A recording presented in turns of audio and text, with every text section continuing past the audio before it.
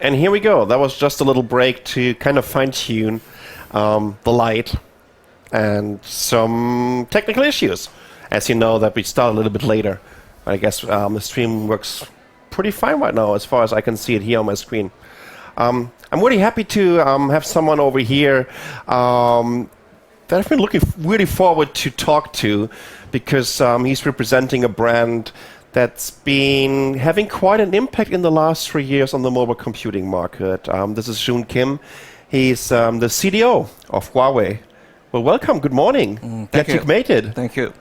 So how is IFA so far for you? Is this your first IFA? Actually, no. It's my first time, and especially with Huawei, it's my third time. And always, to be here in IFA is very exciting.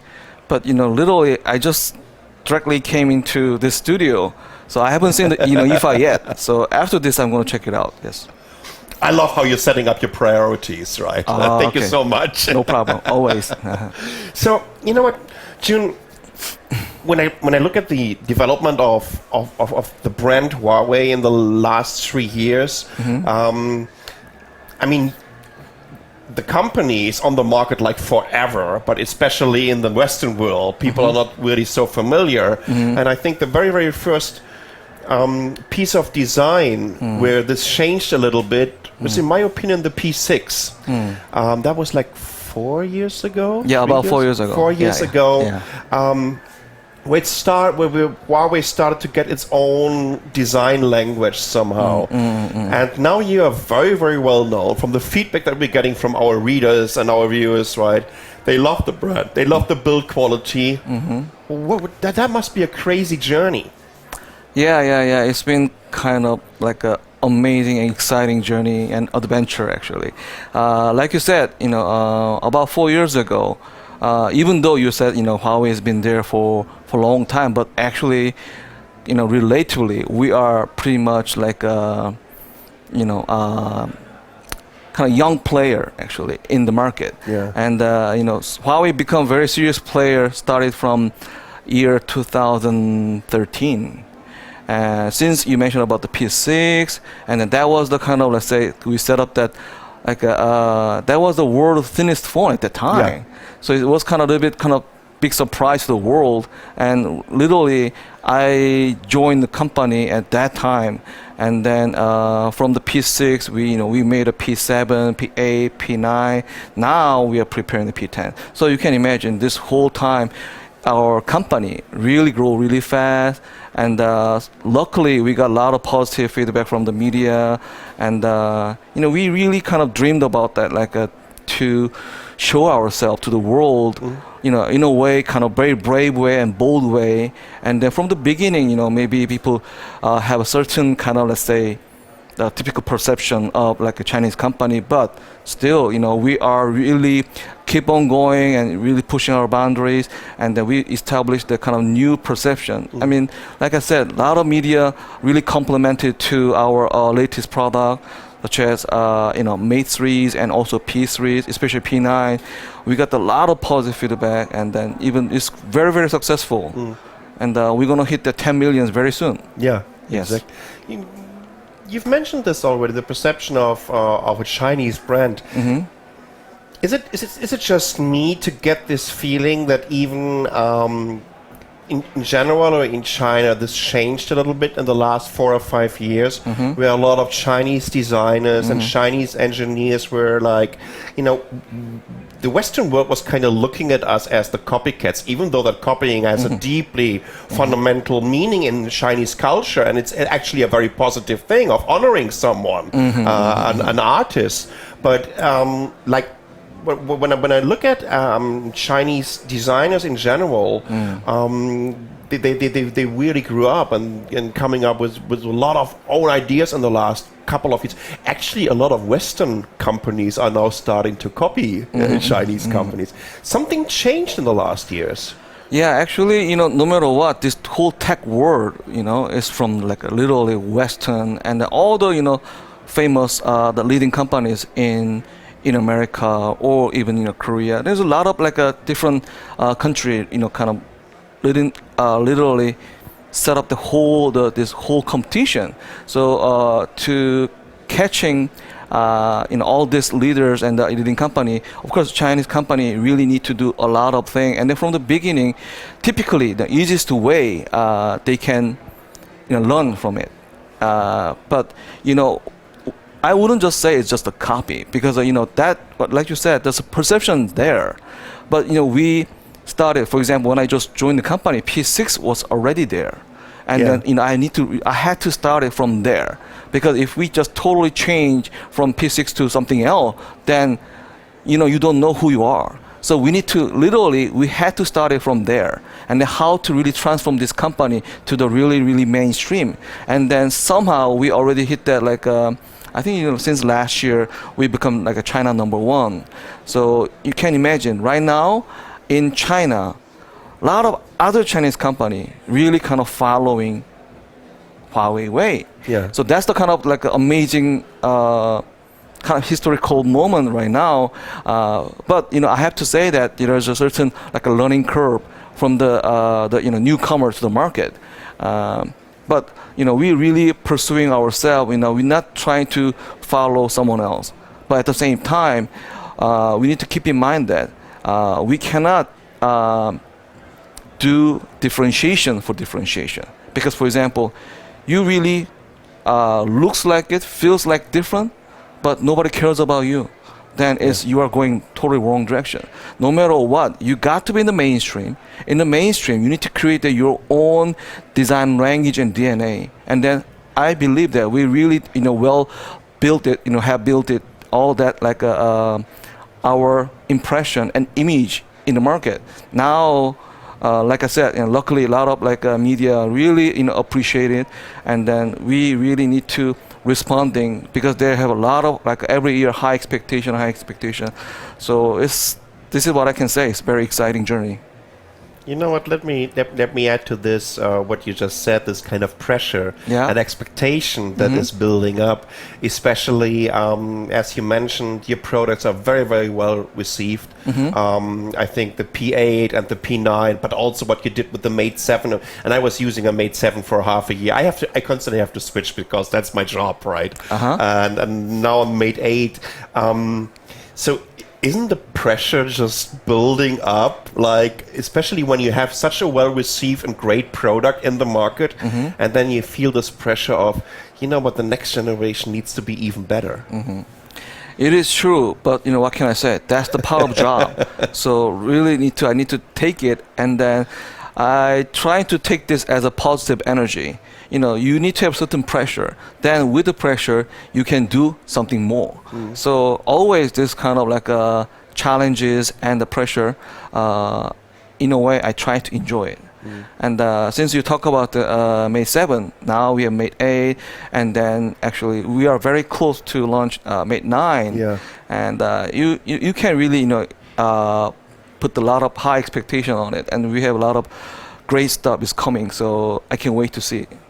So what is more of is it more of a challenge of creating a next generation in an evolution, in an evolutionary process, or is a revolutionary process easier for you as a designer? Quite frankly, there's nothing easier, either evolution or revolution. But I can say in generic way, at least you need to do 2 years as a evolution, okay? And then after 2 years, you definitely really need some kind of like a leapfrog jump as a revolution. So I'm just saying that as a very much generic point of view, because for example, like yesterday you were like A flavor, and then today you become B flavor, and then tomorrow you become D or something else, then people not recognize you. So there's why there's a certain transition and evolution and revolution. Of course, you cannot do evolution too long time. But quite frankly, even doing the evolution is not really easy matter. But we really try and pushing our boundaries to make sure consumer really can feel it. Even though we talk about evolution, but if consumer they do not recognize that, then it's not really meaningful enough. So we really try to create a certain value for every new our product. And like I said, this is the really part of my job, and I try to really enjoy it. Can you see any differences working for a Chinese company as a Korean designer? Is this different in terms of the mentality, the work ethics? Actually, even Korea or China, in all Asian country, but even though there's a certain cultural difference, but I have to say, I've been working for pretty much like a multinational companies, like European company or American company and Korean company. Now I'm in Chinese company. Literally, I just kind of joking around with my friends, since I working all this multiple countries company. Now even I can work for the African company. Yeah. So that much. What I'm trying to say is I try to take that every different cultural matter as a it's kind of new kind of chance, opportunity to learn something, and you can adjust yourself. So it's been of course there's certain difficulty, but it's been kind of quite fun, and I really try to take it as positive as much as possible. Yeah. So when you brought a new product to the market and you be part of your launch event and you're already getting the first impression from the media and from the people around, I mean, it's a long process until you're finally revealing a device. The next day, are you the one to go onto all those websites and to see what is the feedback from all these different bloggers and journalists? Yeah, I mean, tell the truth, yeah, I really do. But there will be a lot of, let's say, positive one and negative one. But you cannot too much get into all the feedback, because what I really need to do, you need to think about that. What is next? Yeah.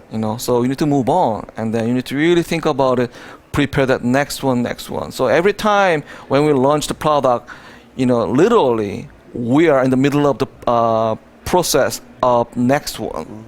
So after launch, I just try to forget about what we launch, and we really need to make it better and better for our next one.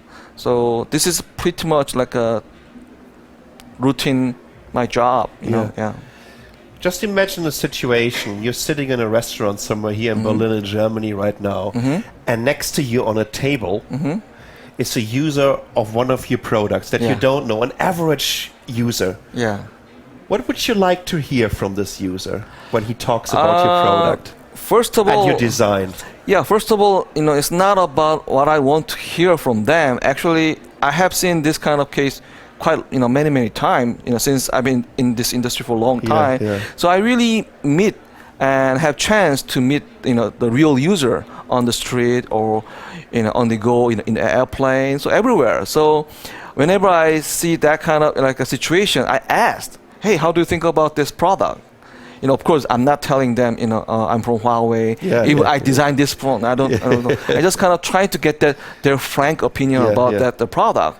And then so far, majority of users, they really gave us a lot of like positive feedback. Of course, that's why they bought it.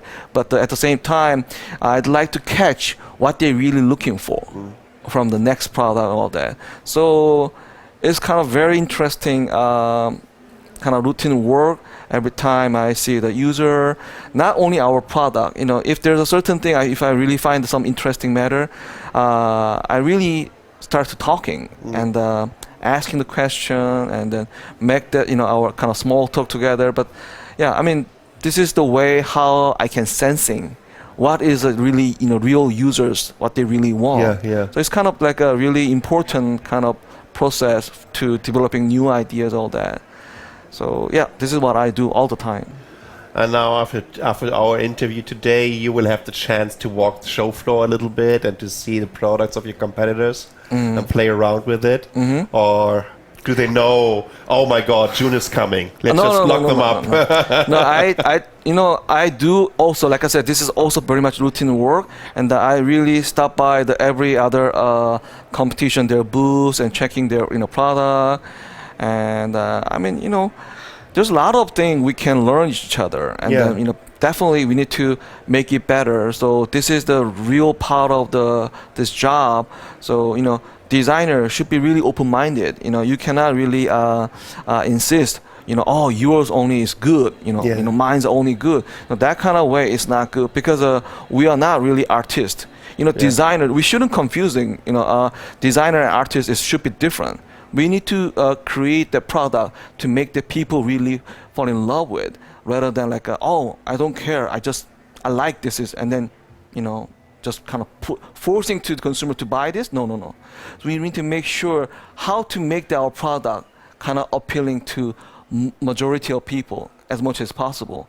That's really the art of the design. So we really need to do that. I think that was a great statement at the end, because it just kind of sums it up what you guys are doing and what you did in the past, and I just can't wait to see the next generation, because as I said, I'm a huge fan of your design. I love it. It's very clean, it's very timeless, and the best way to describe it, it fits into my life when I'm using your phones. Thank you so and much. I think that's the best way to appreciate a design, and what I really like is also your devices immediately give you a very premium and deluxe feeling of having a professional device in your hand that won't be outdated in just 12 months or so. Right? So therefore, thank you so much. Great job. Enjoy IFA. For the rest of the wir machen jetzt einen kleinen Break. Wir sind so in etwa 5 Minuten wieder da, und dann kümmern wir uns um Vorwerk. Es geht also zurück ins Haus. Bis gleich.